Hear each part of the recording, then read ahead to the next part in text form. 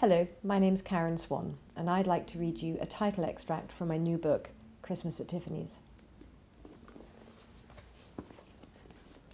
Steadily, as the clock ticked towards closing time, the crowds began to thin out, and Cassie looked around for Luke.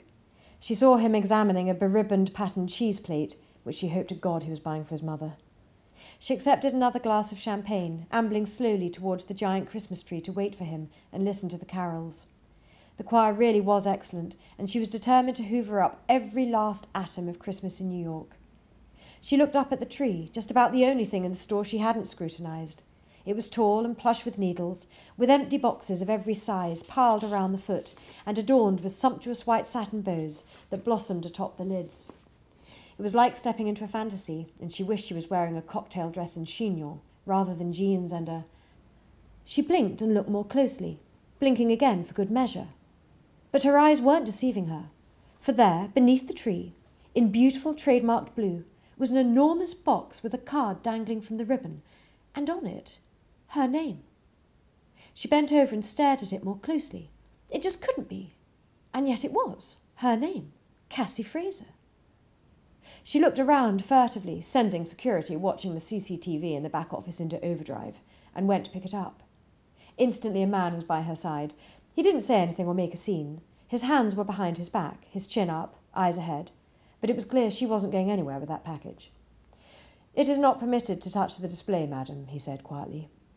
"I'm so sorry," Cassie said apologetically, her voice almost a whisper back. But it just took me by surprise." She pointed to the label. "You see, that's my name. That's me." The man didn't look at it. He just kept his eyes on the shop floor.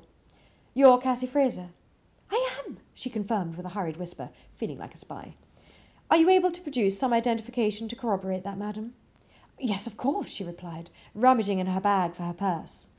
She pulled out her credit cards and driver's license. "See?" The man finally looked at her. His eyes flicked down towards the name on the cards, and a smile crept upon his face. "We thought you weren't going to make it in time," he said.